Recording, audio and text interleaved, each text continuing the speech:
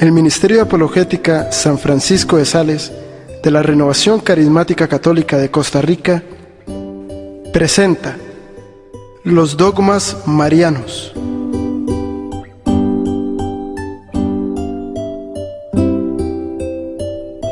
Te damos gracias, Padre Celestial, Padre amado, por esta noche maravillosa en la que nos reúnes una vez más en tu nombre.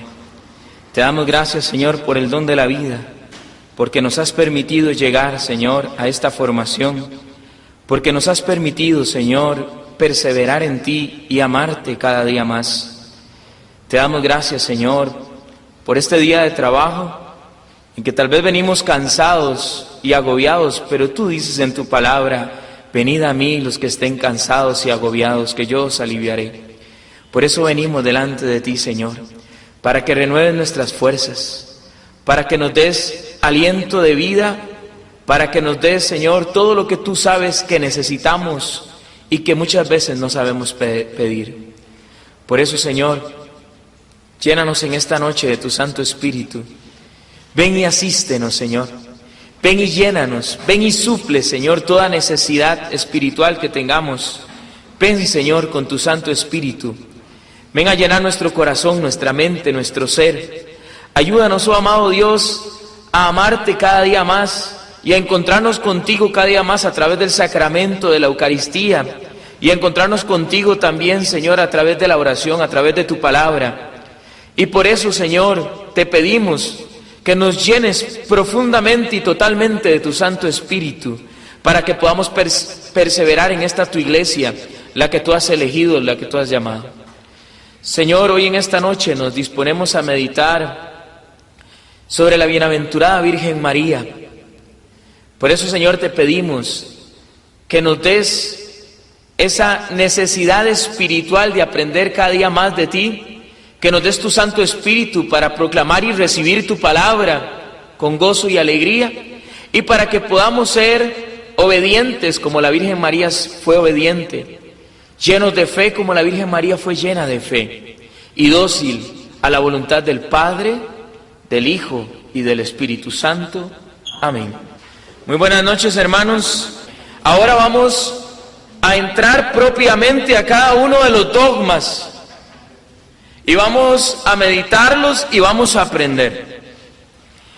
Es bien importante, hermano, que usted y yo estemos bien formados en este tema y en estos temas, porque son una de las interrogantes y cuestionamientos y objeciones que más tienen los hermanos no católicos contra la Iglesia Católica.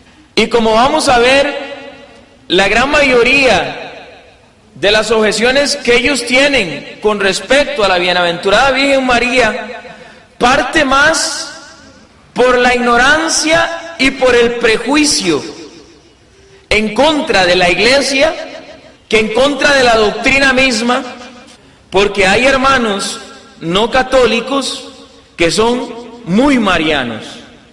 Entonces, en esta noche vamos a meditar de los temas más lindos de la Virgen María.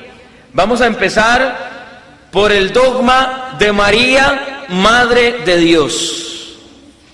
Vamos a empezar por el dogma de María, Madre de Dios. Hay que empezar diciendo que los dogmas marianos, si bien es cierto, nosotros los tenemos en la escala de valores de gran importancia, no son de los más importantes en la Iglesia. Como por ejemplo el dogma de la Santísima Trinidad, vital, de suma importancia, creer que hay un solo Dios verdadero en tres divinas personas que son Padre, Hijo y Espíritu Santo. Entonces los dogmas de la bienaventurada Virgen María son dogmas importantes, pero no son los más importantes. A la luz de la revelación y del Espíritu Santo que ha sido prometido a la Iglesia de nuestro Señor Jesucristo, en San Juan capítulo 16, versículo 13, Jesucristo le prometió a los apóstoles, a la iglesia naciente, que el Espíritu Santo los llevaría a la verdad completa. Entonces tenemos 20 siglos de estudio de esa verdad completa, verdades que fueron reveladas por nuestro Señor Jesucristo desde el momento en que Él vino, pero que la iglesia no comprendió o no comprendía a cabalidad en ese momento, sino con el transcurso de los años se vienen clarificando todas las verdades que Cristo nos dijo, que Cristo nos enseñó, que Cristo nos dio. Entonces, el papel de la iglesia es estudiar sobre toda esa divina revelación que Cristo nos enseñó, entenderla hasta donde sea posible, porque por supuesto la fe es un misterio, hasta donde sea posible, y explicárnosla a todo el pueblo de Dios, a toda la iglesia escogida, porque Dios así lo quiso, porque Dios le dio la autoridad a la iglesia. Primera de Timoteo 3:15, la iglesia es columna y fundamento de la verdad. Y Cristo prometió que estaría con nosotros hasta el final de los tiempos. San Mateo capítulo 28, versículo 18. Por mi parte yo estaré con vosotros todos los días hasta el fin del mundo. En esa asistencia de Cristo real, en la Eucaristía, en la presencia de la iglesia y a través del Espíritu Santo, la iglesia va creciendo y va entendiendo la revelación divina que nos fue dada desde el principio. Vamos a definir primero la palabra dogma. Según el Catecismo de la Iglesia Católica, en el numeral número 88 y 89, un dogma es una verdad de fe revelada que siempre ha existido, pero que desde el día en que el magisterio de la Iglesia la declara como dogma, todo católico tiene obligación de creerla y profesarla. Entonces un dogma es una verdad de fe revelada, y todos los que somos católicos estamos en obligación de creerla y profesarla. Nosotros no tenemos opciones como tienen los hermanos no católicos. Ellos pueden creer una cosa y no creer otra. Tienen diferencias dentro de las mismas congregaciones que ellos tienen y por eso se dividen cada día más. La Iglesia Católica no. Una vez que la Iglesia define un dogma, todo católico está en la obligación de creerlo y profesarlo y punto. Porque el Espíritu Santo asiste a esta iglesia de Cristo y Él lo prometió. Entonces decimos que dogma es una verdad de fe revelada. A veces la iglesia define algunas verdades o dogmas en el transcurso de los años. Estas son verdades que siempre han existido, pero que su creencia ha empezado a ser obligatoria al definirse como un dogma de fe. Siempre que una verdad de fe revelada, que la tradición de nuestra iglesia ha creído desde el principio, en el momento en que alguien atente contra esa verdad de fe y la iglesia vea que se pone en peligro una verdad de fe y que muchos se pueden descarriar por esa verdad de fe, entonces la iglesia entra, define el dogma y deja claro el punto y punto. En el momento en que alguien atentó contra una verdad de fe, la iglesia, por la tradición apostólica y la asistencia del Espíritu Santo, ve que es un peligro contra la fe verdadera, entonces define un dogma, se aclara el punto y se declara como una herejía eso que está atentando contra la fe. Por eso nosotros vemos que hay dogmas que se empiezan a definir desde el Concilio de Nicea, en el año 325. Luego vemos otros dogmas que se definen en Hipona y Cartago. Y así vemos cómo en la historia de la iglesia se han definido dogmas. Y especialmente con los marianos En el momento en que la iglesia entiende que es importante clarificar la fe de la creencia de todo el pueblo de Dios, viene y define el dogma y todo el pueblo de Dios lo cree. ¿Estamos claros? Esto es importante. Porque muchas veces le van a decir, hermano, pero entonces ¿por qué la iglesia esperó 18 siglos para poder definir ese dogma? Porque durante 18 siglos todos creíamos lo mismo. En el momento en que alguien vino y atentó contra la verdadera fe, viene la iglesia, define el dogma y punto final. Por la asistencia del Espíritu Santo. Yo te doy las llaves del reino de los cielos. Lo que ates en la tierra quedará atado en los cielos, y lo que desates en la tierra quedará desatado en los cielos. Mateo capítulo 16, 18 y siguientes. ¿Lo proclama? ¿Lo define?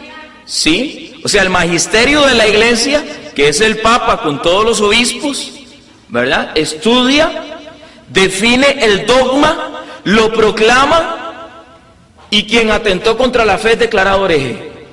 Tiene que cambiar de actitud, ¿verdad? Porque de lo contrario se dice, esto es una herejía.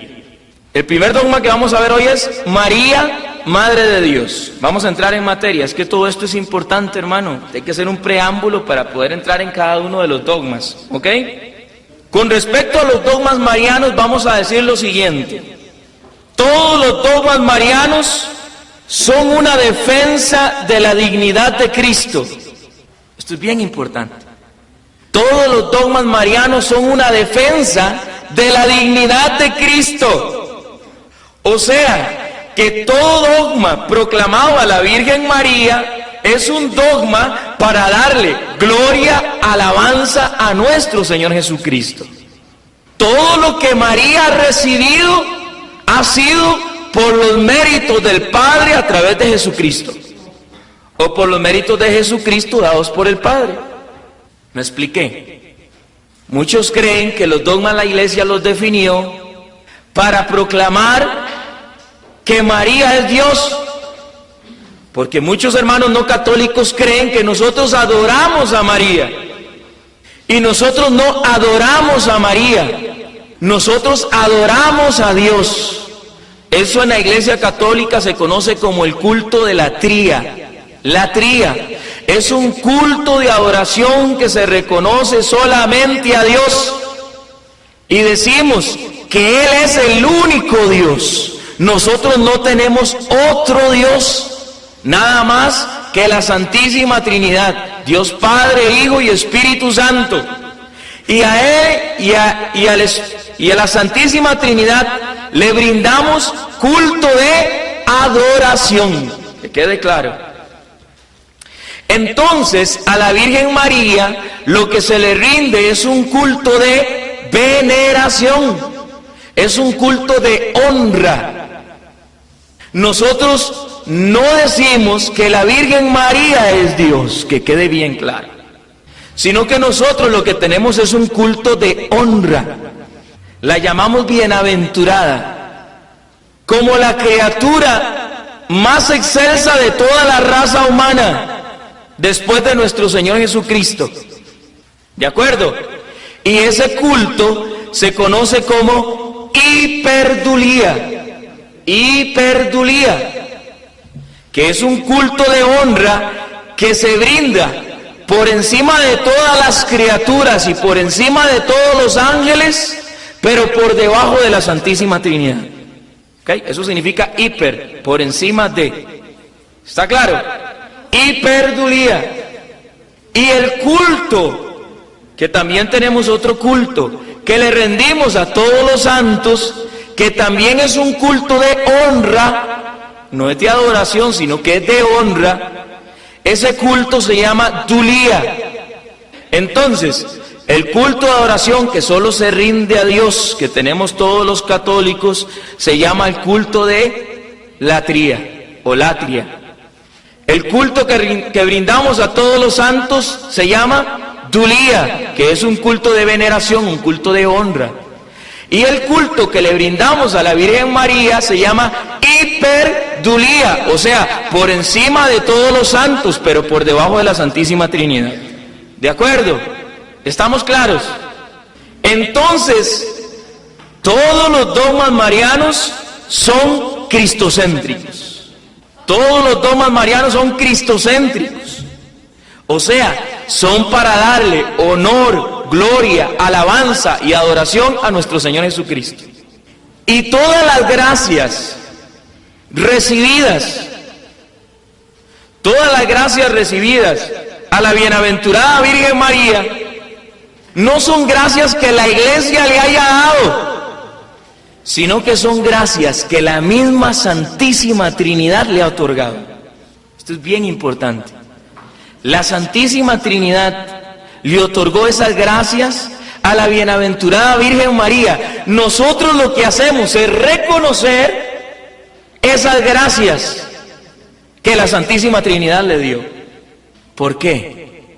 Porque el Padre, oiga qué profundo lo que voy a decir, mucha atención, porque el Padre la escogió para que fuera madre de su Hijo, porque el Hijo la escogió para que ella fuera su mamá, y porque el Espíritu la escogió y se posó en ella para encarnar el Verbo, el Hijo de Dios. Toda la Santísima Trinidad tuvo que ver con ella. Toda la Santísima Trinidad tuvo que ver con ella. Decía un hermano no católico: hermano, ¿hasta dónde está el techo de venerar o de honrar a la Virgen María? ¿Hasta dónde sabe usted que tiene que llegar para no confundir? Hermano, permítame decirle, y como le dije a ese hermano, permítame decirle, no hay honra que yo como ser humano le pueda brindar a la Virgen María que esté por encima de la honra que el mismo Dios le dio. Porque el mismo Dios la escogió para que fuera madre del Hijo, el Hijo para que fuera su madre y el Espíritu Santo para que sea su esposa.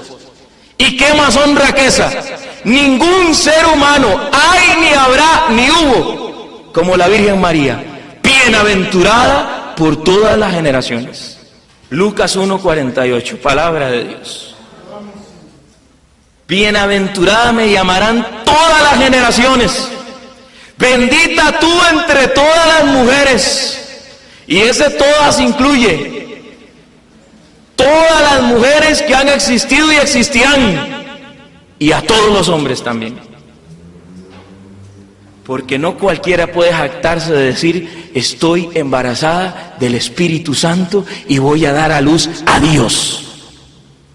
Y si eso que hizo la Santísima Trinidad con la Virgen María fue lo más grande que le pudo haber ocurrido a un ser humano, nosotros en la iglesia lo que hacemos es reconocer que la Virgen María, orgullo de nuestra raza, es el ser humano que ha estado más cerca de Dios, porque ella lo tuvo, lo alimentó en su seno, le tejía los escarpines, lo acariciaba en la barriguita, sentía las pataditas, le cantó en la cuna, o esperándole en la cuna, en el pesebre, lo parió, lo dio a luz, lo amamantó, lo chineó, lo besó, lo cambió, le enseñó a orar, le enseñó a comer, lo alimentó, lo curó porque se caía, lo juntó porque se caía.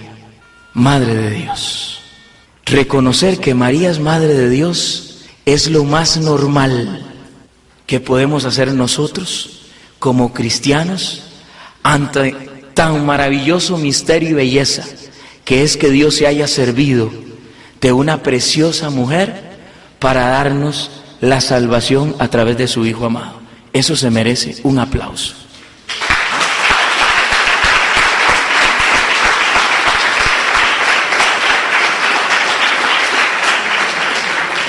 Y es que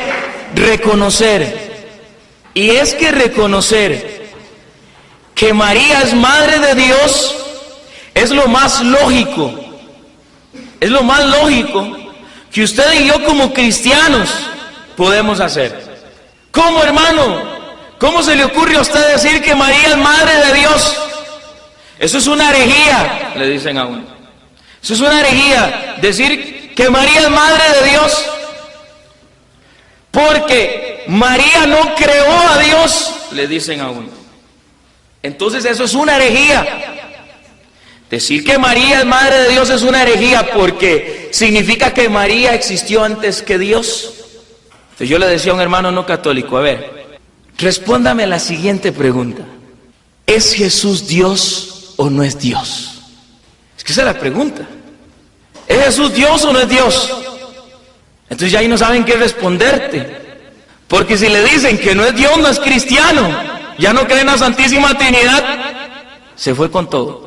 Y si responden que sí, que Jesús es Dios, entonces María automáticamente es madre de Dios hecha hombre. Se acabó.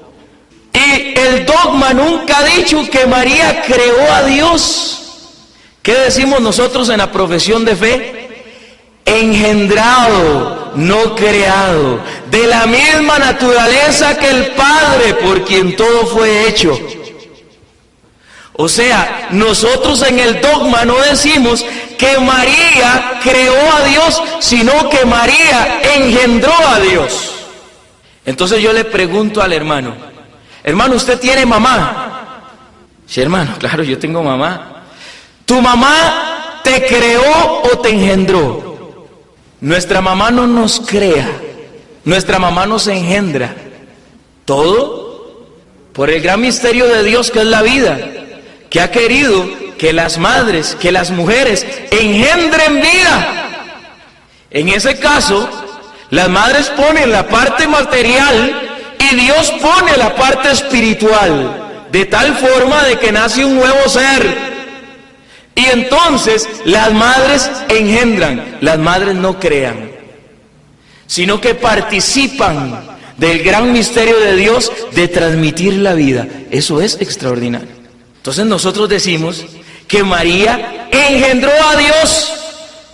Entonces le dicen a uno, está bien, hermano, pero es que lo que engendró María es madre del cuerpo, no de la divinidad de Cristo, sino que de la parte carnal y no de la parte espiritual. Entonces yo le digo, hermano, usted sabe que todos somos los seres humanos, cuerpo, alma y espíritu. Cierto, cierto. Pero no es una división real, porque en el momento en que usted lo divida, en ese momento usted se murió, el alma se separó del cuerpo y se acabó. Tiene que ser una unidad toda entera. Cuando usted le dice mamá a su mamá, ¿qué parte le está diciendo mamá? ¿La parte carnal o la parte espiritual? Cuando usted le dice mamá a su mamá, ¿qué parte le está diciendo? Usted no puede decir, es que la parte carnal es la que le está diciendo mamá. Es que es la parte espiritual, pero la parte espiritual necesita la carne. Y la carne sin el espíritu no puede decir mamá tampoco. Todo el ser, usted reconoce a su mamá como su mamá, todo su ser, y le dice mamá, es lo más normal, es lo más lógico. Entonces, verdaderamente Jesucristo es hijo de María y por lo tanto María es madre de Jesús y Jesús es Dios, entonces María es madre de Dios. Exactamente. Yo les decía, hermanos, la mamá de Óscar Arias es la mamá de Óscar Arias, pero en el momento en que el pueblo de Costa Rica lo escogió como presidente, Óscar Arias pasó a ser presidente, ¿sí o no? Entonces ella es la mamá del presidente. El título no se lo dio la mamá de Óscar Arias. El poder y la autoridad se la dimos los votantes de Costa Rica en el momento en que lo escogimos como nuestro presidente, ¿cierto? Entonces, la parte divina no se la dio la Virgen María, se la dio Dios Padre al Hijo. Entonces, si Jesucristo es Dios, María es Madre de Dios, sencillito. Más bien, dice la Iglesia, en el concilio de Éfeso, en el año 431, condenó la herejía de decir que Jesucristo tenía parte humana y parte divina, y que María era solo madre de la parte humana y no de la parte divina como un todo. Entonces, la Iglesia condenó esa herejía y la Iglesia dijo que más bien era una herejía no reconocer que María es madre de Dios. En el momento en que usted no reconozca, dice el concilio, que María es madre de Dios, usted estaría negando la divinidad de Cristo. Eso es lo peligroso. El dogma se define para defender la divinidad de Jesucristo. en el año 431. Entonces negar que María es madre de Dios es negar que Jesucristo es Dios. ¿Ven qué importante? Porque la iglesia define un dogma y todo cae por su propio peso. Ahora, ¿sabía usted que los hermanos no católicos, protestantes, formados, reconocen que María es madre de Dios? Es que el problema no lo tenemos con los protestantes formados, el problema lo tenemos con los sectarios, con los que se dicen tener el Espíritu Santo y niegan que María es madre de Dios, y lo que están haciendo es negando la divinidad de Cristo, al negar que María es madre de Dios. En la historia del cristianismo, por un autor protestante, Justo L. González, es interesante, porque yo leyendo precisamente, él se va al año 431, precisamente sobre lo que definió el concilio, y en la historia del cristianismo, que se llama el libro, oiga lo que dice este protestante, a ver cómo le suena a usted.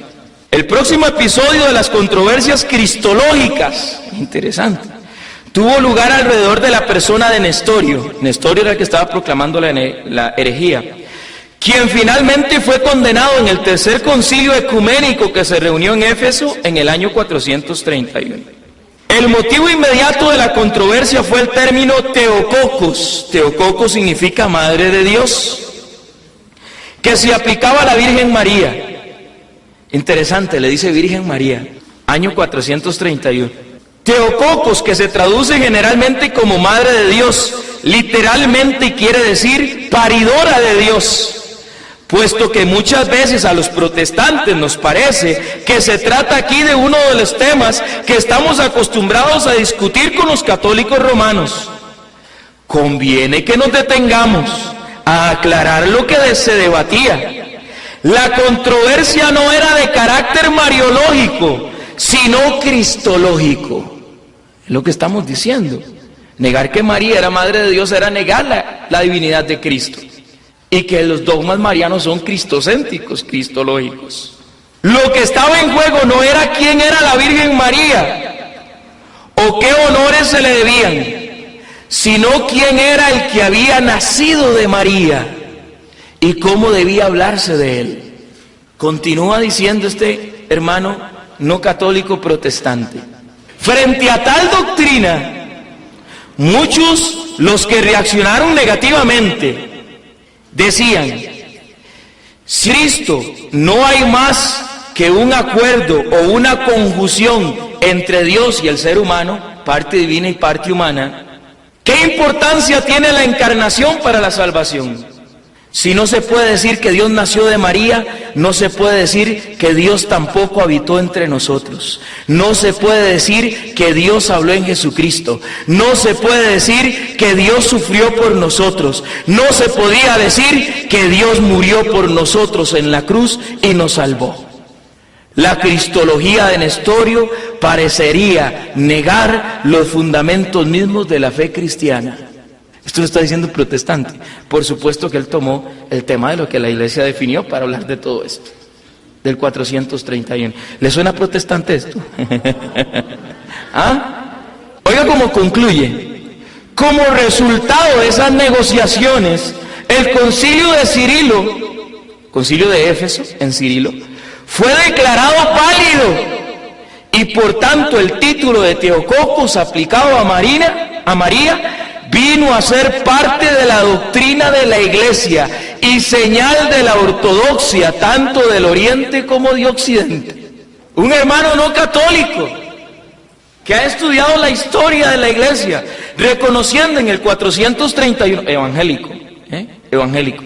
Esto lo compré en esas librerías que están en los centros comerciales, de la lucha de Jacob con el Santo Dios. ¿Se acuerdan el lugar? Bueno, yo me acuerdo, en algún momento me acuerdo. Pero bueno, ahí lo compré. Claro, él resume aquí 1500 años de historia. Nada que ver. 1500 años de historia son 4 tomos, ¿verdad? Sin embargo, él recoge la esencia. Y entonces me llama poderosamente la atención de lo desinformados que están los hermanos no católicos de hoy en día. Porque muchos son protestantes, pero no saben por qué. Entonces lo que le oyen decir al pastor, eso es lo que repiten. Y creen que lo que dice el pastor entonces es santa palabra para todos los demás. Y no se toman el tiempo para estudiar, para profundizar si verdaderamente lo que está predicando es doctrina fiel de nuestro Señor Jesucristo a través de la iglesia. Y vamos más allá. María le dio la parte humana, ya lo dijimos, y Dios le dio la parte divina, ¿verdad? Eso está claro. Y en la persona de Cristo, como lo dijo el hermano católico, hay una conjunción de naturalezas, la naturaleza humana y la naturaleza divina, ¿ok? Pero usted no puede dividir a Cristo. Entonces, María es madre de Jesús, Jesús es Dios, María es madre de Dios. Negar que María es madre de Dios es negar la divinidad de Jesucristo. ¿Vamos claros hasta ahí? ¿Verdad? Increíble. Año 1517. Martín Lutero, que es el precursor de la Reforma protestante, de donde nacieron los hermanos no católicos, de Martín Lutero del siglo XV. Martín Lutero reconoce que María es madre de Dios. Igual Juan Calvino y Ulrico Zwinglio. Nunca he aprendido a pronunciarlo, ustedes me van a disculpar. Martín Lutero decía: en esta obra por la cual fue hecha la Madre de Dios, tantas y tales buenas cosas le fueron dadas que nadie puede llegar a comprenderlas. No solo fue María la madre de aquel que nació en Belén, sino de aquel que antes que el mundo fue eternamente nacido del Padre, nacido de una madre en el tiempo y al mismo tiempo hombre y Dios. Eso lo dijo Martín Lutero, porque Martín Lutero sabía que María es madre de Dios, aunque usted no lo crea. Hermano no católico, aunque usted no lo crea. Juan Calvino, que se dividió de Martín Lutero, bueno, y ahí siguen las divisiones, ¿verdad? Pero Juan Calvino decía: no puede negarse que al elegir y destinar Dios a María para que fuese la madre de su Hijo, le dio a ella el más alto honor.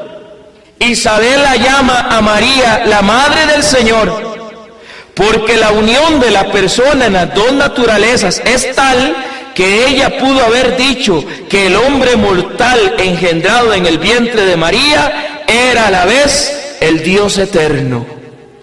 Juan Calvino, siglo XVI.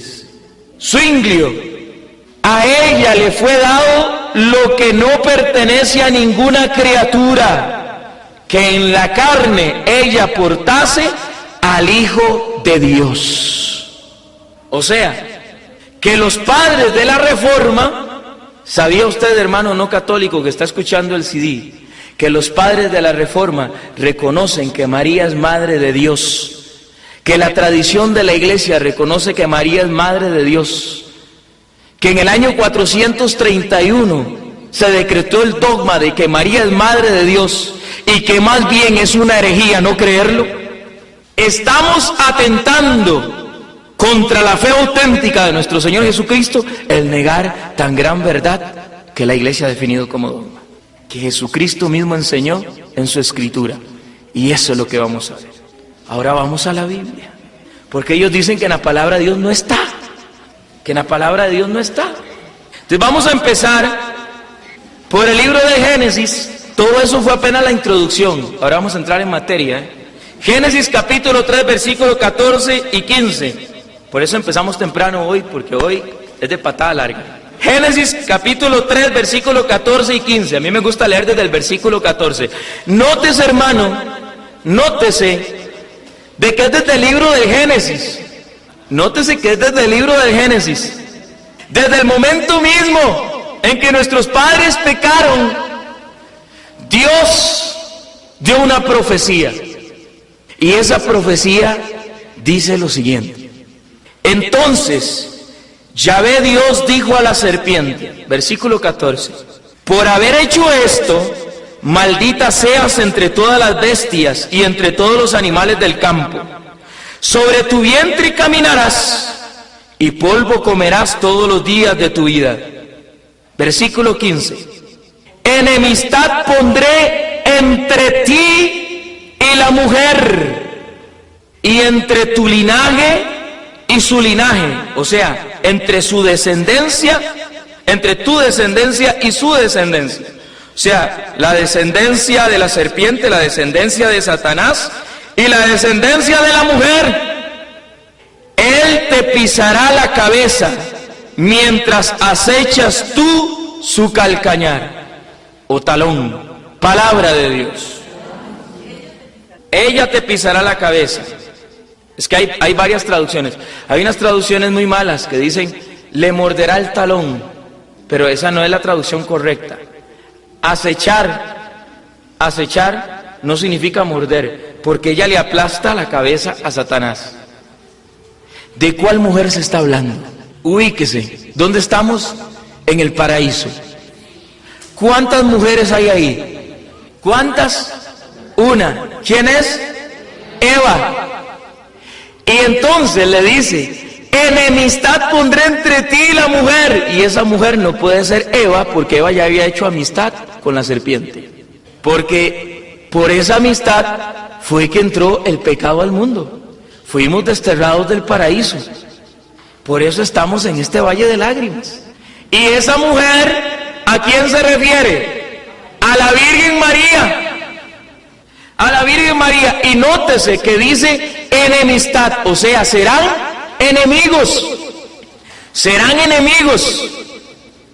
O sea, esa mujer nunca va a tener amistad con Satanás. Nunca. Porque van a ser enemigos. Si tuviera amistad con Satanás, significa que esa mujer iba a pecar. Desde Génesis 3:15 se desprende el dogma de la Inmaculada Concepción, pero ese es otro tema. Porque ahorita estamos viendo María Madre apenas. Pero desde el mismo libro de Génesis está diciendo que hay una mujer y que del linaje de esa mujer le aplastará la cabeza a Satanás y que esa mujer será enemiga perpetua, permanente y poderosa de Satanás. ¿Sabía usted que dentro de los ritos de exorcismo que practica la Iglesia Católica se invoca a la Virgen María como poderosa porque le aplasta la cabeza a Satanás en el nombre de Jesucristo, aunque usted no lo crea? Entonces está diciendo que va a haber una mujer en el plan de salvación que se está dando, hermano, no pierda el hilo. En el plan de salvación que se está dando desde Génesis 3:15, está diciendo que va a haber una mujer que le va a aplastar la cabeza. Entonces no va a ser una mujer cualquiera. No es como vimos por ahí, hermano, es que es un vaso más. Es una mujer cualquiera. Un día el Señor se levantó de luna y dijo, hoy voy a enviar al Salvador. Entonces, hoy vamos a ver cuántas mujeres puras hay ahí, vamos a ver. No, hermano. Desde el momento mismo en que nuestros padres pecaron, Dios ya pensó en el plan de salvación en una mujer. Y esa mujer, la Virgen María. Desde el momento mismo, Génesis 3:15, interesantísimo. Y Eva, ponga atención. Eva, en Génesis 3:20, un poquitito más adelante, el hombre llamó a su mujer Eva, por ser ella la madre de todos los vivientes. O sea, que Eva va a ser la madre y es la madre de todos los vivientes. A través de Eva, de Adán y Eva, entra el pecado al mundo.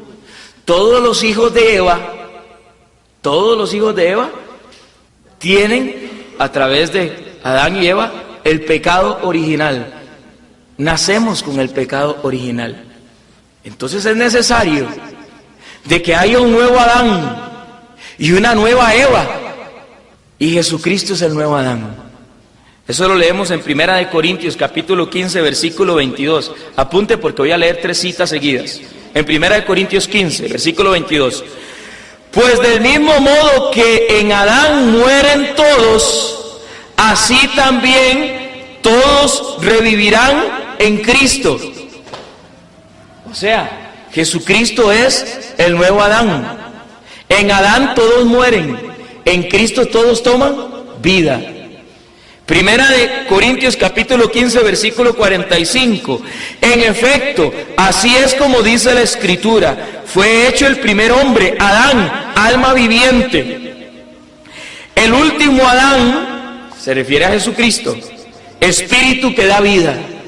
Entonces, Jesucristo es el nuevo Adán. Primera de Corintios capítulo 15, versículo 45.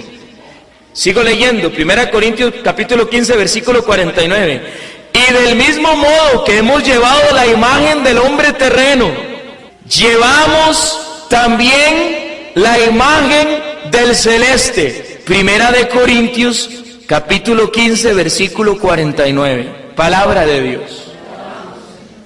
Entonces, en el paraíso hay una pareja que desobedece a Dios por la desobediencia de la mujer. Por la desobediencia de la mujer entra el pecado al mundo. Entonces es necesario que haya un nuevo Adán y una nueva Eva. Y una nueva Eva, para que el nudo que ató Eva lo desate la nueva Eva, que es la Virgen María. Porque en el paraíso hay una mujer que escucha la palabra de un ángel, Satanás, y a través de esa escucha desobedece a Dios,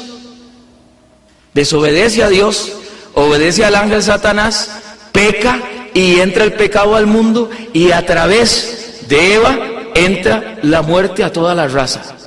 En el Nuevo Testamento, bajo la gracia, hay una mujer que escucha también un ángel, que es el ángel de Dios, pero obedece a Dios, le dice sí al Padre, y en ese momento entra Jesucristo, Salvador de toda la humanidad, de tal forma que de esa mujer, al decir sí, entra la salvación al mundo, y todos nosotros somos hijos de la nueva Eva. Entonces nacemos a la vida. Si entró la muerte en el Antiguo Testamento, entra por María, entra de las manos de María la salvación a la humanidad, por los méritos de Jesucristo.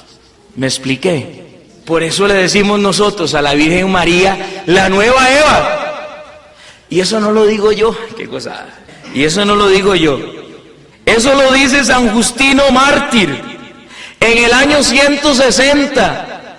En el año 160, San Justino Mártir, en diálogo con Trifón, San Justino Mártir, que fue discípulo de San Juan Evangelista, del apóstol San Juan, él es de Éfeso, dijo: Cristo nació de la Virgen como hombre a fin de, por el mismo camino que tuvo principio la desobediencia de la serpiente, por ese también fuera destruida.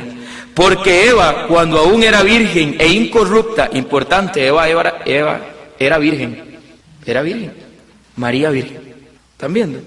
Habiendo concebido la palabra que dijo la serpiente, dio a luz la desobediencia y la muerte. Pero María, la Virgen, concibió fe y gozo cuando el ángel Gabriel le dio la buena noticia de que el Espíritu del Señor vendría sobre ella y que la virtud del Altísimo la cobijaría con su sombra. Por lo cual, lo nacido de ella, santo, sería hijo de Dios, a lo que ella respondió: hágase en mí según tu palabra. Lucas 1:38. Y de la Virgen nació Jesús, al que hemos demostrado que se refieren tantas escrituras, porque Dios destruye a la serpiente y a los ángeles y hombres que ella se asemejan. Año 130, 30 años después de que murió el apóstol San Juan. ¿Cómo la ve? Lo mismo dijo Irineo de León. Irineo de León dijo, ya estamos hablando del año 180, apenas 80 años después de que murieran los apóstoles, también discípulo indirecto de los apóstoles, con influencia juánica también. El nudo de la desobediencia de Eva fue desatado por la obediencia de María, porque lo que la Virgen Eva había fuertemente ligado con su incredulidad, la Virgen María lo desligó con su fe. Seguidamente San Irineo contrapone la obediencia de María con la desobediencia de Eva y continúa diciendo: si aquella Eva había desobedecido a Dios, esta María se inclinó a obedecerle. Y si la Virgen María vino a ser la abogada de la Virgen Eva, y tal como el género humano fue llevado a la muerte por una virgen, así fue desligado por una virgen. Año 180. Entonces, San Irineo de León. Entonces, Génesis, capítulo 3, versículo 20, dice que Eva es la madre de todos los vivientes. Entonces la nueva Eva, en San Lucas, capítulo 1, versículo 28, es la madre de todos los vivientes que hemos aceptado la salvación de nuestro Señor Jesucristo, porque ella es la nueva Eva. La Virgen María, la nueva Eva. Vamos a Isaías 7:14, importante hermano, esto apréndenselo, estos apréndenselo. Isaías 7:14, vamos con buen tiempo, no se estresen. Isaías 7:14, oiga la profecía de Isaías. Mucha atención hermano, esta usted se la memoriza, hoy se la aprende. ¿Cuál es la primera cita? Génesis 3:15, enemistad pondré entre ti y la mujer. Isaías 7:14, oiga lo que dice Isaías 7:14. Isaías 7:14 dice así: pues bien, es que le dicen a uno, hermano, es que no aparece que María es madre de Dios en la escritura. Isaías 7:14, pues bien, el Señor mismo va a daros una señal. ¿Qué les va a dar? Un signo, una señal. No lo pierda de vista, Isaías 7:14 ni Génesis 3:15, porque en el transcurso de estos temas de los dogmas marianos vamos a usarlo. No se le olvide, una señal, un signo. No se le olvide, una señal, un signo. Y mujer, enemistad pondré entre ti y la mujer. No se le olvide, mujer. ¿Ah? ¿Qué les va a dar? Una señal, un signo. ¿Y cuál es el signo? Dice: he aquí que una doncella, traducción, doncella, virgen. He aquí que una virgen, doncella, está encinta. ¿Qué está? Está encinta y va a dar a luz un hijo. ¿Qué va a dar a luz? Un hijo. Oiga, ¿qué está diciendo? Un hijo. Uno. Ya veremos el dogma de la virginidad de María. Un hijo. Entonces, ¿cuál es la señal? Que hay una virgen que va a quedar encinta. ¿Y cuándo se convierte una mujer en madre? O sea, biológicamente, ¿cuándo se convierte una mujer en madre? ¿Cuándo qué? Cuando tiene un hijo. Desde el momento mismo en que queda en estado de embarazo. En el momento mismo en que queda en estado de embarazo. No es necesario que el niño nazca para que ella ya sea madre, ¿verdad? No es necesario que el hijo le diga siquiera mamá, desde el momento en que queda encinta. Sin embargo, la señal es, ¿cuál es la señal? Que va a dar un hijo, que la Virgen está embarazada, que va a ser madre, le está diciendo. Le está diciendo madre, ¿sí o no? Madre, ¿de quién? Léalo, hermano. Y le pondrá por nombre Emanuel, que significa Dios con nosotros. María, madre del Emanuel, María, madre de Dios con nosotros. ¿Es o no es bíblico? Isaías 7:14. Mateo 1:23 lo confirma, es lo mismo. Ved que la Virgen concebirá y dará a luz un hijo, y le pondrá por nombre Emanuel, que traducido significa Dios con nosotros. Palabra de Dios. Mateo 1:23, así lo dice Mateo textualmente. O sea, Mateo está diciendo María, madre de Dios con nosotros. Si eso no es bíblico. Lucas 1:41-43. Mucha atención a esto. Para los que dicen que el dogma de María, madre de Dios, no es bíblico. Lucas 1:41-43. Lucas 1:41-43. Esto es riquísimo. Esto que sigue es riquísimo. Dice, Lucas 1:41-43. Dice así. Oiga qué interesante. María visita a su prima Isabel. Y entonces le dice Isabel: y sucedió que, en cuanto oyó Isabel el saludo de María, saltó de gozo el niño en su seno. E Isabel quedó llena del Espíritu Santo. ¿De qué quedó llena? Del Espíritu Santo. Es interesante, y este es un punto muy fuerte, porque los hermanos no católicos creen en la presencia del Espíritu Santo en ellos, lo cual es cierto. Pero cuando ellos dicen, es que tal hermano está ungido, están diciendo que está lleno del Espíritu Santo.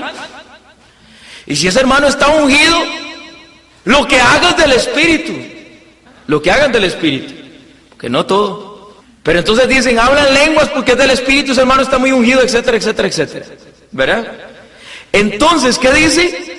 Que Isabel quedó, ¿qué? Llena del Espíritu Santo. O sea, que lo que va a decir, y esto es bíblico, o sea, no es algo que le sucedió a un hermano, esto es bíblico, es palabra de Dios. Lo que va a decir la Virgen María es que lo está diciendo el Espíritu Santo, porque ella está llena del Espíritu Santo. ¿Cierto o no? ¿Cierto o no? Oiga lo que dice esta pentecostal llena del Espíritu Santo.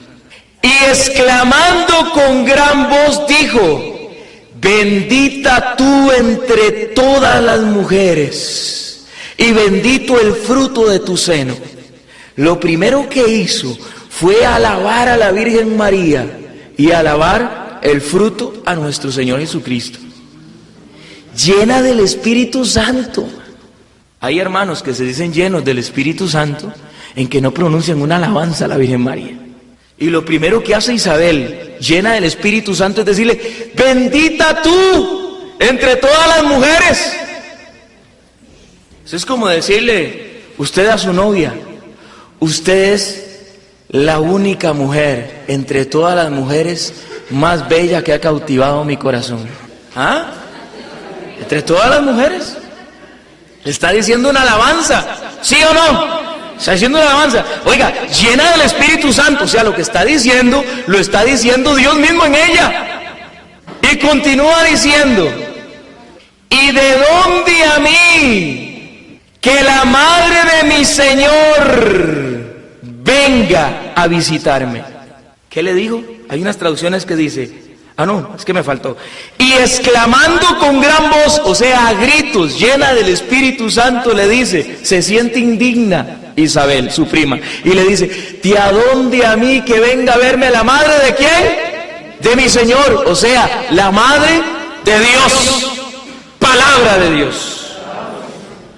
Si eso no es bíblico, ¿de a dónde a mí que venga a verme la madre de mi Señor, llena del Espíritu Santo? Llena del Espíritu Santo, Isabel, ungida por el Espíritu Santo, para usar palabras no católicas, pronuncia una alabanza a la Virgen María y a nuestro Señor Jesucristo, y se siente indigna delante de la Virgen María y la proclama Madre del Señor, o sea, Madre de Dios. Es correcto. Pero ya estaba reconociendo la divinidad de Cristo ahí. Ven qué interesante. Por eso el dogma es consecuente con toda la revelación de la palabra de Dios. ¿Ah? Y entonces le dice más de un hermano a uno, hermano, esto es interesante. Ve, hermano, escucha esto, ponga mucha atención. Esto lo va a hacer reflexionar. La carne y la sangre que nos salvó en la cruz de Cristo nuestro Señor, ¿de dónde la tomó? ¿De dónde la tomó? ¿De dónde cogió la carne y la sangre? De la Virgen María. Entonces un hermano no católico, del Espíritu Santo. ¡Pam! Error. El Espíritu Santo no tiene cuerpo, man. De la Virgen María. No estoy diciendo que la carne de María nos salvara, no. La que nos salvó fue la carne y la sangre de nuestro Señor Jesucristo. Pero hay que darle honor a quien honor merece. Y Dios quiso que su Hijo tomara la carne de la Virgen María. Eso no lo digo yo, eso es lo que dice la Escritura. Aleluya. Eso es lo que dice la Escritura. Eso es lo que dice la Escritura. Porque Dios Padre quiso que su Hijo tuviera una madre. Y su Hijo, la segunda persona de la Santísima Trinidad, quiso tener una madre. Y el Espíritu Santo quiso unirse a una mujer para que naciera y entrara la salvación al mundo. Pregunta de examen.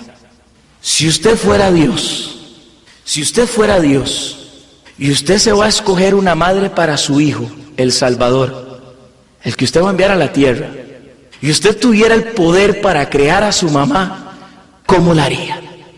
Dígame, ¿cómo la haría? Si usted es Dios y usted tiene el poder para crear a su mamá, ¿cómo la haría? Déjeme adivinar. Pura, perfecta, inmaculada, sin pecado. Y apenas cumpla con su misión, me la llevo para el cielo. ¡Aleluya! Dogmas marianos, así, nada más así por encimita. Después los vamos a ver.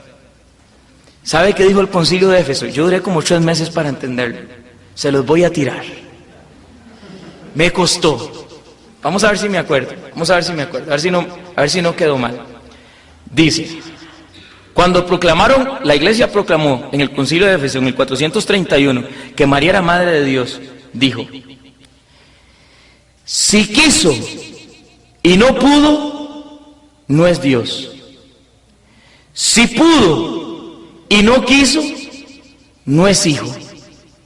Digamos pues que pudo y quiso. Suave. Si quiso y no pudo, si Dios Padre quiso y no pudo hacer que su hijo naciera de una mujer santa, entonces no es Dios. ¿Entiende? Si quiso y no pudo, no es Dios. Ahora vamos con el hijo.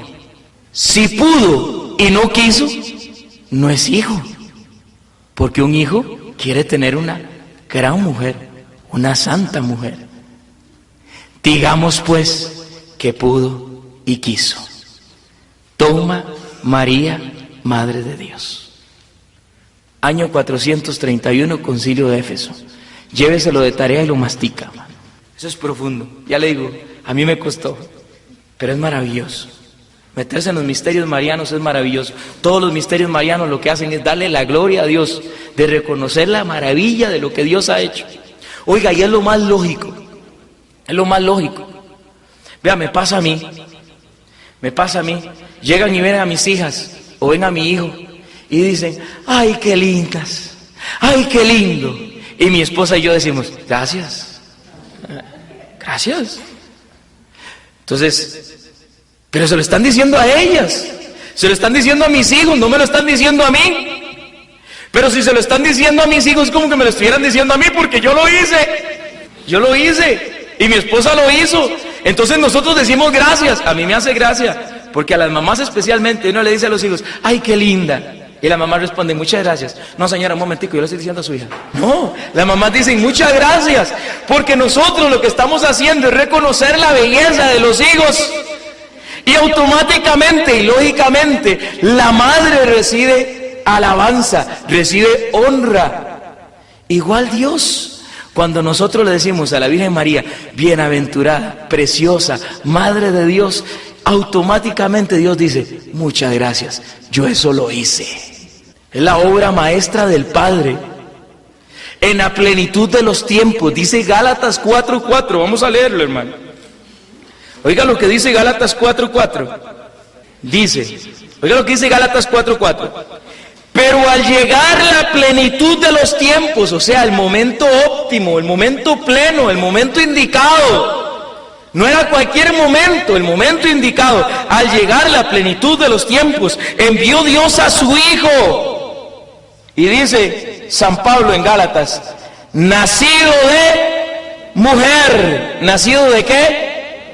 Génesis 3:15. Enemistad pondré entre ti y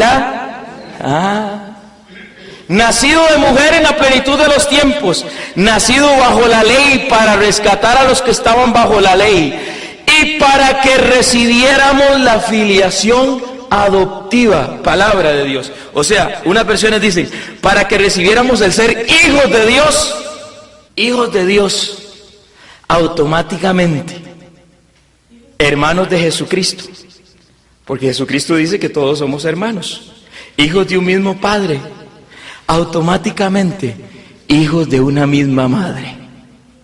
Les guste o no les guste, les cuadre o no les cuadre, María será su madre. Así es, porque en la plenitud de los tiempos, en la plenitud de los tiempos, en el momento indicado, envió Dios a su Hijo, nacido de mujer, para que fuéramos hijos de Dios. Automáticamente, hijos de María, la nueva Eva. Hijos de María, hijos de Dios, en la plenitud de los tiempos. Scott Hahn, convertido al catolicismo, teólogo evangélico protestante, tiene un libro que quiero que quede grabado para que todo el mundo lo compre. Se llama Dios te salve, Reina y Madre. Algunos ya lo leyeron, eso espero. Si no, no saben lo que se están perdiendo. Scott Hahn, eminente teólogo protestante, le han llamado el Martín Lutero al revés, porque este ha traído cualquier cantidad de protestantes, teólogos, a la Iglesia Católica. Se quedó tan maravillado de la doctrina mariana y del comprender, él explica, comprender perfectamente la Escritura es comprender el misterio de la encarnación del Verbo nacido de mujer y darle honra a la Virgen María, alabanza y gloria inclusive a la Virgen María. Y a Scott Hahn, cuando se convirtió, lo llamaban los hermanos no católicos y le decían, oiga qué agudeza, oiga qué rico. Lo llamaban por teléfono y le decían, es cierto que ya adoras a María y te hiciste católico y romano, estás coqueteando con la gran ramera. Así le decían, qué tremendo.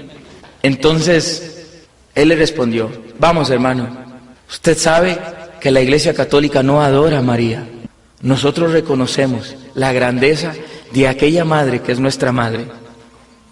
Ahora dígame una cosa, vea qué agudeza. Le dice, dígame una cosa, ¿ser cristiano es imitar en todo a Cristo?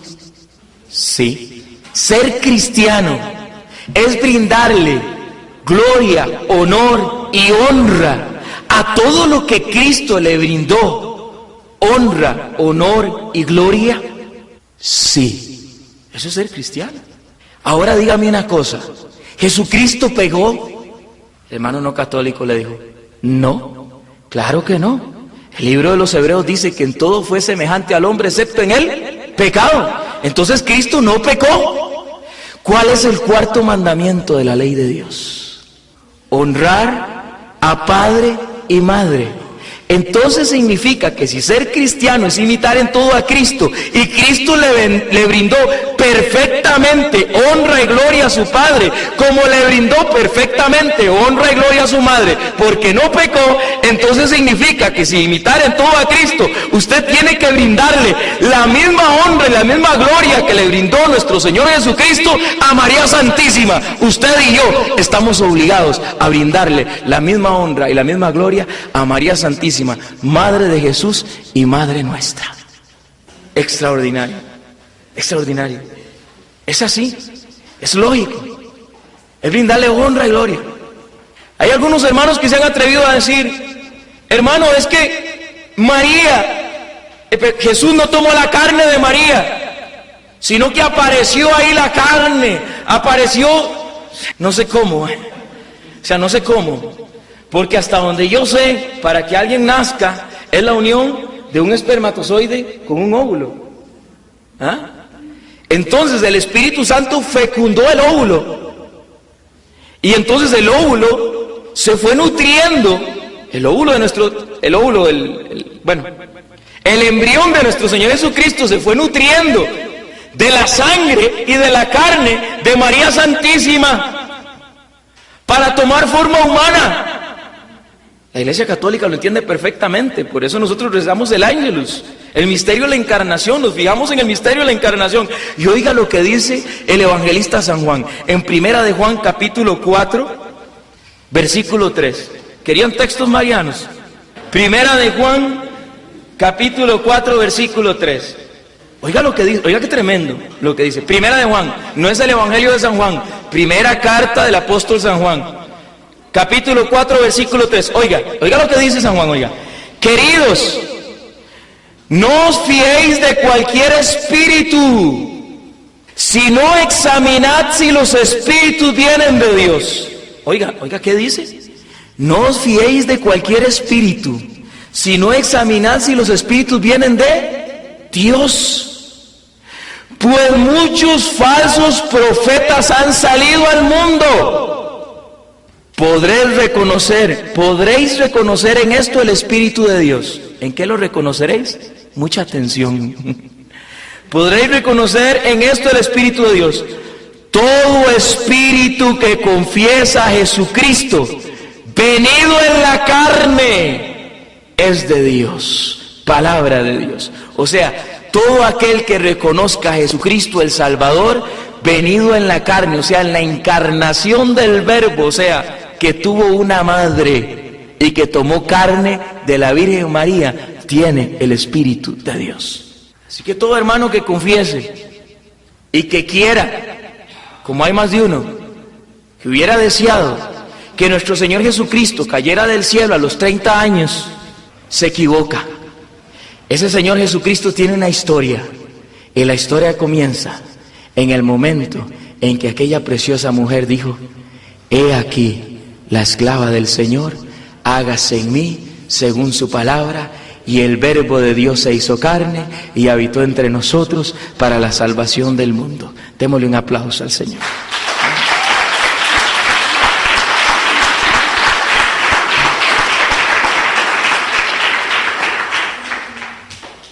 Y para aquellos que le dicen a uno, si María Santísima es la madre de Jesús, si María Santísima es la madre de Jesús, y Jesucristo es la cabeza de la iglesia, automáticamente María pasa a ser madre de la iglesia.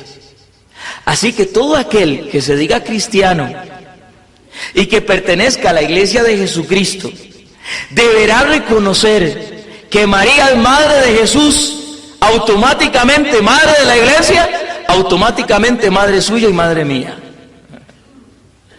Y eso lo dice Colosenses capítulo 2 versículos 18 y 19. Oiga, qué tremenda. Esa cita es tremenda, esta cita es tremenda. Dice, Colosenses capítulo 2, versículos 18 y 19.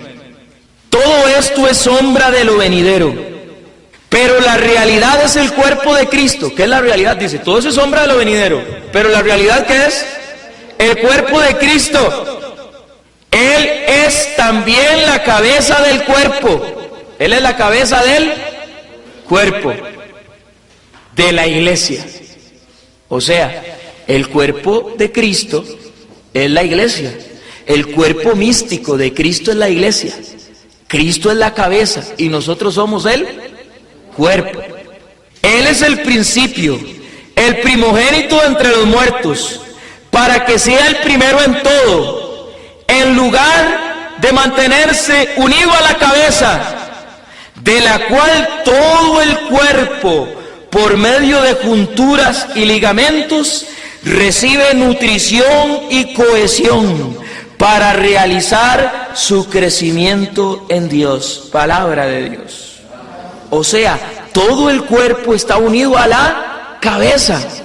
Todo el cuerpo está unido a la cabeza. Cristo es la cabeza. Todo el cuerpo se alimenta y tiene cohesión en Jesucristo a través de la iglesia. Y si María es madre de Jesús, María es madre de todo Jesús, de la cual Jesús tiene por cabeza y la iglesia es el cuerpo místico. Entonces María es madre de toda la iglesia. Algunos desearan, es uno. Colosenses 1:18 a 2:17. Ok, Colosenses 2:17 en adelante. 2:18, 19. Eso es lo que tengo apuntado, si no lo verifican ahí. Ok. Aquí lo interesante es esto, hermanos. Muchos desearan que María fuera solo madre de la cabeza. Es cuando nos decimos cristocéntricos. Le dicen a uno, no hermano, muchas gracias, yo soy cristocéntrico, le dicen a uno. Hermano, permítame decirle que si usted es cristocéntrico, entonces María es su mamá. Usted tiene que reconocer que Jesucristo tiene una madre. Y que María es madre no solo de la cabeza, sino de todo Jesucristo. Y Cristo es la cabeza y nosotros somos su cuerpo. Automáticamente María es madre de todos nosotros, madre de la iglesia. ¿Está claro? Y hay más citas para poder, 1 Corintios capítulo 6, hay más para hablar de esto, pero vamos a dejar esa parte ahí. El momento más importante, considero yo, en el Evangelio fue en San Juan capítulo 19, versículos 26 y 27. Ahí sucede algo extraordinario. San Juan capítulo 19, versículos 26 y 27. Juan 19, 26, 27. Oiga qué interesante. Jesús, viendo a su madre y junto a ella el discípulo a quien amaba. ¿Quién era el discípulo amado de Jesús? ¿Dónde está Jesús en ese momento? En la cruz. Está en la cruz. Entonces, viendo a su madre y junto a ella el discípulo a quien amaba, dice a su madre: mujer. Génesis 3:15. ¿Ya vieron que la palabra de Dios no se contradice, sino que se complementa? Y muchos creen que cuando Jesús le decía mujer a María, la estaba despreciando.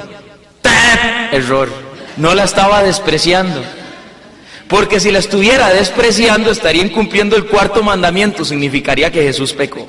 Cuando Jesús le dice mujer a la Virgen María, le está apuntando a Génesis 3:15, enemistad pondré entre ti y la mujer. Y como entra el pecado en el paraíso a través de un árbol del fruto prohibido, estamos en el árbol de la vida, que es la cruz, y allá hay una mujer también.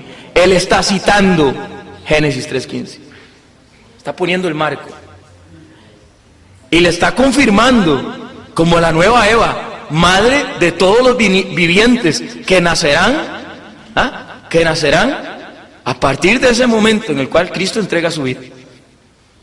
Vamos ahí. Y le dice a su madre: mujer, ahí tienes a tu hijo. Luego le dice al discípulo: ahí tienes a tu madre. Y desde aquella hora el discípulo la acogió en su casa. Palabra de Dios. Número 1. Dicen los estudiosos de la Biblia que ya José había muerto. Si no, José hubiera estado al pie de la cruz, porque dice la palabra de Dios que José era un hombre justo. Si José, que era un hombre justo, ¿usted cree que José hubiera faltado al funeral de su hijo, el Salvador del mundo? Entonces María no tenía a José en ese momento. María no tiene más hijos, porque si hubiera tenido más hijos, ¿cómo le iba a decir, cómo le iba a entregar como madre al discípulo amado? Si él hubiera sabido, pero este es otro tema.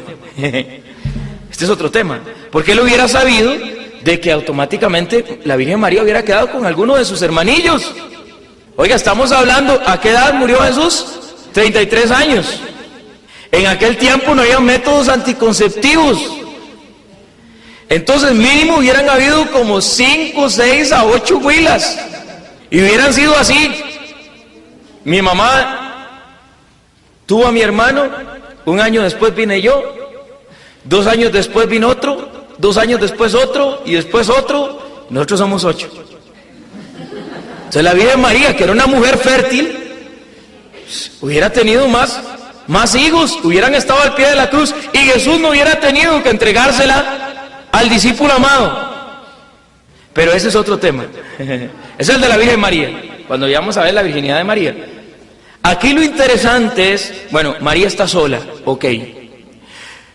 Entonces, muchos dicen, es que le entregó al discípulo amado, le dicen a uno, por un tiempo, mientras pasaba el duelo, se la llevó a su casa para consolarla, para no sé cuánto, le dicen a uno. Lo primero es que eso no es bíblico. Eso que están diciendo no es bíblico. Lo segundo es que todo tiene una razón de fondo. Dígame una cosa, Jesucristo es Dios. Entonces Jesucristo le va a entregar a María, a Juan el discípulo amado. Significa que Jesús era un hombre falto de fe. Se me va a morir de hambre mi mamá, tengo que entregársela a alguien en carrera. ¿Será eso? No, es que tiene una razón teológica profunda de fondo. Eso no está porque San Juan dice, ¡qué gozada! No tengo que poner en el Evangelio, así que ahora que me acordé de esto voy a ponerlo. San Juan, el mismo que está escribiendo, el que está al pie de la cruz, muchos hubieran deseado que en lugar de la Virgen Santísima hubieran entregado la Biblia en la cruz. Y no, señores, el deseo de un moribundo se cumple. Siempre tratamos. Él está escribiendo su testamento y él no tenía nada. Él no tenía nada. Y entrega lo único que tenía a María su madre. Y no se la entrega a cualquiera. Se la entrega al discípulo amado.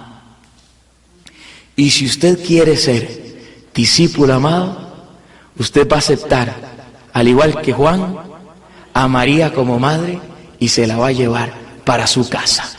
Palabra de Dios. Porque Jesús se lo dice, vea cómo le dice: mujer, ahí tienes a tu hijo. Y se vuelve al hijo y le dice: ahí tienes a tu madre. Le hubiera dicho: Juan, cuídame a mi mamá. Cuídame a mi mamá. Juancillo, llévate a mi mamá para la casa. No, pero es que él se la entrega. Él quiere donarlo, entrega todo y entrega hasta a su madre en la cruz. Por una razón teológica profunda, está instituyendo junto con Génesis 3:15 y está diciendo: esta es la mujer prometida desde Génesis 3:15, enemistad pondré entre ti y la mujer, entre su linaje y ella, y el linaje de ella su cabeza aplastará. Esta es la mujer. Y yo necesito que Juan, el discípulo amado, y todo aquel que se quiera llamar discípulo amado, se lleve a María Santísima para su casa y la acoja en su casa y la reciba y la honre como Madre de Jesucristo, Madre de la Iglesia y Madre nuestra. Démosle un aplauso al Señor.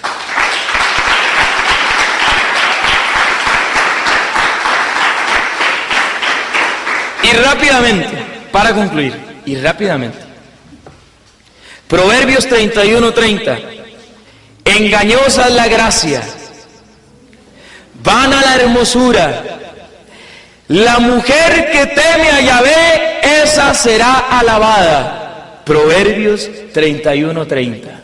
La mujer que teme ¿a quién? A Yahvé, esa será alabada. No tenga miedo en alabar a la más grande mujer, por todas las generaciones. Bendita eres entre todas las mujeres.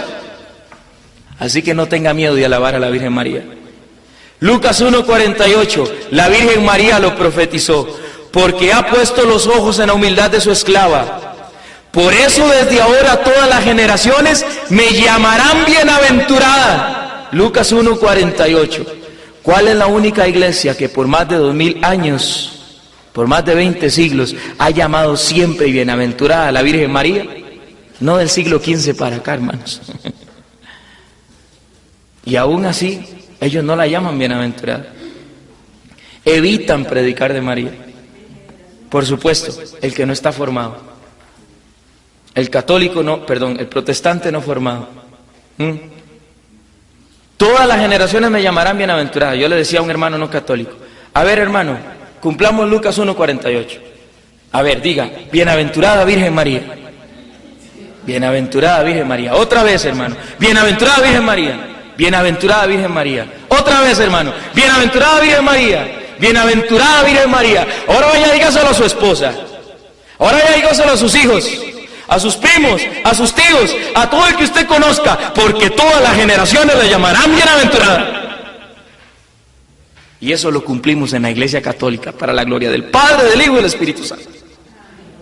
Así que no tenga miedo, alabe a María y llámela bienaventurada. Y seguimos, Efesios 1:12, porque unos dicen que Dios es un Dios celoso y que Dios no comparte su gloria. ¿Cómo va a compartir la gloria con la Virgen María? Efesios 1:12, para hacer nosotros alabanza de su gloria, los que ya antes esperábamos en Cristo. Palabra de Dios. Si nosotros somos alabanza de la gloria de Dios, ¿cuánto más la Virgen María?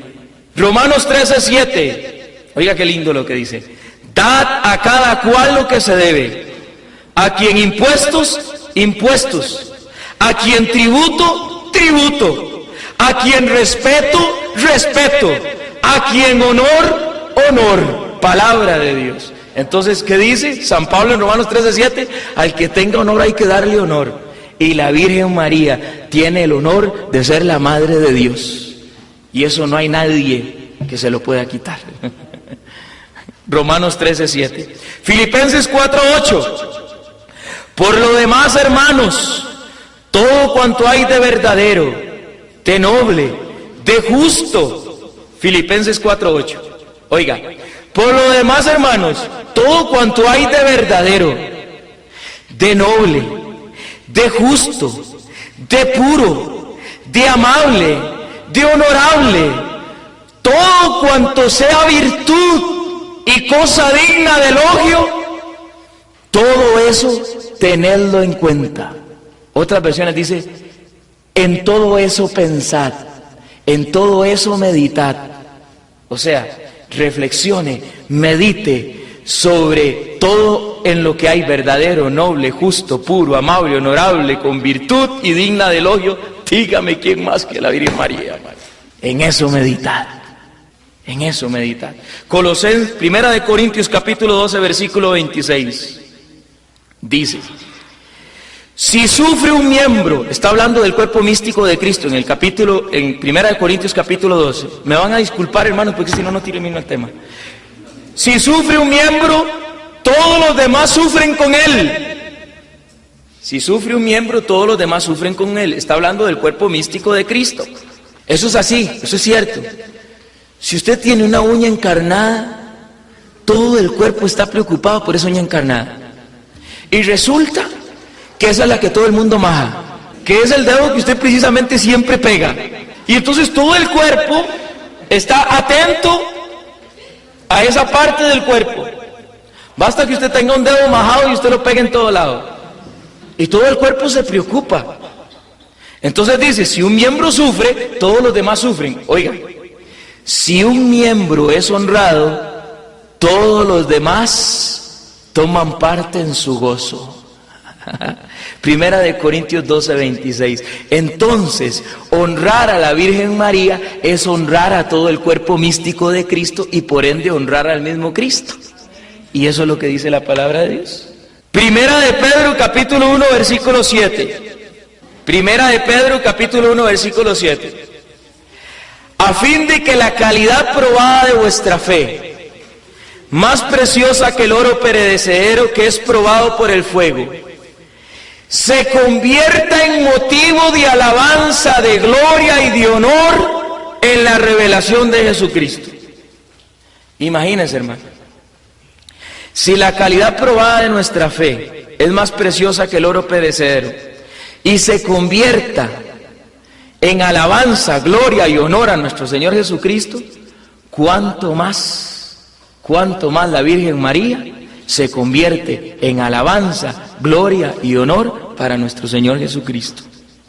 Entonces, brindarle honor, gloria y alabanza a la Virgen María es brindarle honor, gloria y alabanza a aquel que quiso nacer de María. Y oiga esta, el Señor me despertó en la noche para darme esta. No es cuento, es cierto. 1 de Pedro capítulo 3 versículo 7. Oiga qué lindo, oiga qué lindo, oiga qué lindo. 1 de Pedro capítulo 3 versículo 7. Oiga qué linda alabanza a las mujeres. Oiga qué lindo. Dice, de igual manera vosotros, maridos, en la vida común, sed comprensivos con la mujer, que es un ser más frágil. Oiga qué lindo. Hermanas, apréndaselo. 1 de Pedro capítulo 3 versículo 7. Lo pega ahí, hermana. Lo escribe y lo pega. Sed comprensivos con la mujer, que es un ser más frágil. Una dice más tierno. Tributándoles honor a las madres, a las esposas. Tributándoles honor como coherederas que son también de la gracia de la vida. ¿Por qué le brindamos honor? Porque son coherederas de la gracia de la vida. Para que vuestras oraciones, un momento, para que vuestras oraciones no encuentren obstáculo. O sea, para que tus oraciones sean escuchadas en el cielo, tribútele honor a las mujeres, a su esposa, a las madres, como coherederas que son de la gracia de la vida. Si eso es a nuestras hermanas en la tierra, les tenemos que tributar honor a nuestras hermanas preciosas, lindas, tiernas. Tenemos que tributarles honor como coherederas que son de la gracia de la vida. Cuánto más a la Virgen Santísima como madre y coheredera de la gracia de la vida eterna. Primera de Pedro 3:7. En el nombre del Padre, del Hijo y del Espíritu Santo. Amén. Padre Celestial, te damos gracias, Padre Celestial, por permitirnos en esta noche meditar en este tema tan precioso, en tu hija predilecta, la Virgen María, en la madre de tu Hijo, el cual Jesucristo honró y amó, y el cual quiso entregarnos como madre nuestra al pie de la cruz. Amado Jesús, aunque muchos no quieran, yo quiero ser el discípulo amado. Y hoy yo recibo a tu mamá como mi mamá y me la llevo para mi casa a partir de hoy, porque yo sé que brindándole honor, honra y alabanza a la Virgen María, te brindo honra, honor y alabanza a ti. Y sé y estoy seguro, porque tu palabra lo dice, de que no hay ser humano que pueda estar más cerquita de Jesucristo que tu madre, oh amado Jesús. Y por eso, mi Señor, siempre que encontremos a María, ella siempre nos va a decir y va a mirar hacia ti y nos va a dar el mandamiento de María, que es: haced lo que Él os diga. Gracias, Mamita Santísima, por ser nuestra madre, madre de la Iglesia y madre nuestra. Y gracias por decir sí a la voluntad de Dios, por los méritos de Jesús, de las manos de María.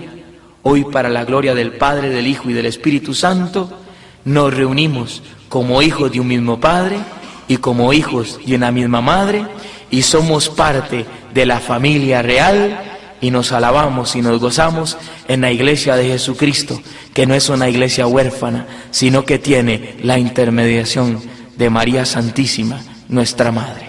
Amén y amén.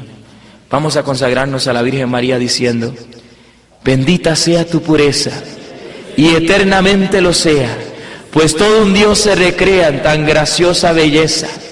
A ti, celestial princesa, oh Virgen Sagrada María, yo te ofrezco en este día alma, vida y corazón. Míranos con compasión y no nos dejes, Madre mía. Abre las puertas del cielo, Señor, y derrama tu santa bendición sobre nosotros, en el nombre del Padre, del Hijo y del Espíritu Santo. Amén. Para mayor información, visite la página www.conociendolaverdad.org y a los teléfonos 22 21 55 81 o 22 23 91 90. Para llamadas desde el exterior, agregue el número 506.